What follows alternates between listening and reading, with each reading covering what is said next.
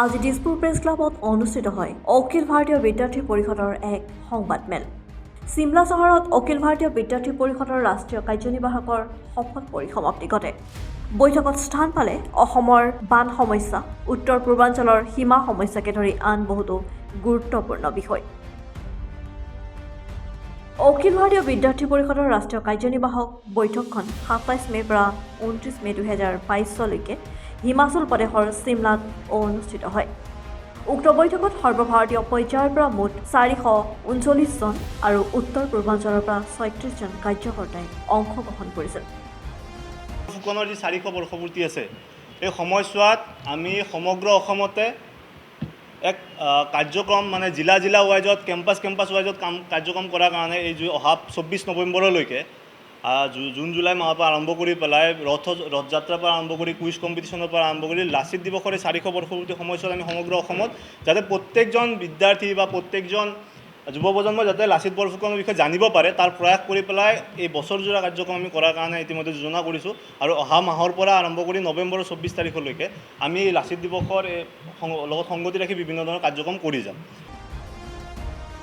সৰ্বভাৰতীয় কাৰিকৰী শিক্ষা চমুকৈ AICTCৰ সভাপতি অধ্যাপক অনিল সহস্ৰবুদ্ধে ডাঙৰীয়াই সমগ্ৰ দেশৰ প্ৰতিনিধিসকলক সম্বোধন কৰি কয় যে ৰাষ্ট্ৰীয় শিক্ষানীতিৰ ওপৰত মত পোষণ কৰে যে ৰাষ্ট্ৰীয় শিক্ষানীতিৰ জৰিয়তে প্ৰকৃত অৰ্থত ভাৰতীয় সভ্যতা, সংস্কৃতি, পৰম্পৰা, ৰীতি নীতি আদি কাৰক সম্পৰ্কে নৱপ্ৰজন্মৰ জ্ঞান অন্বেষণৰ বাট মুকলি হৈ উঠিব আৰু প্ৰকৃত অৰ্থত ছাত্ৰ ছাত্ৰীসকলে শিক্ষাৰ বিষয়বস্তু কি বুজি পাব।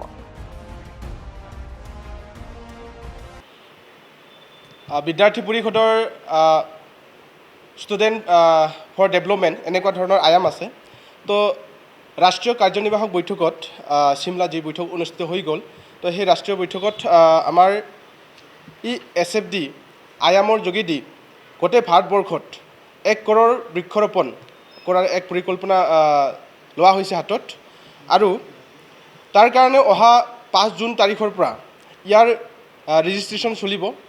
সকলো প্ৰান্তৰ ষ্টেট অফিচ বিয়াৰাৰ যিখিনি থাকিব, তো সকলোকে প্ৰথম ৫ তাৰিখে ৰেজিষ্ট্ৰেশ্যন কৰিব, তাৰপিছত বাকী কাৰ্যকৰ্তাসকলক আমাৰ ৰেজিষ্ট্ৰেশ্যন কৰিব।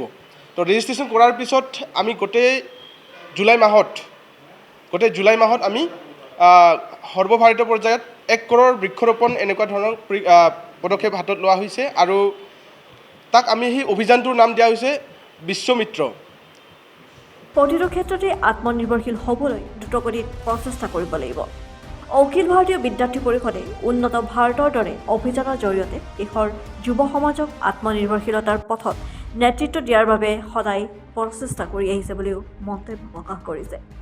ভিডিঅ' জাৰ্নেলিষ্ট মিন্ময় সৈতে Sumi Sharma report, news network.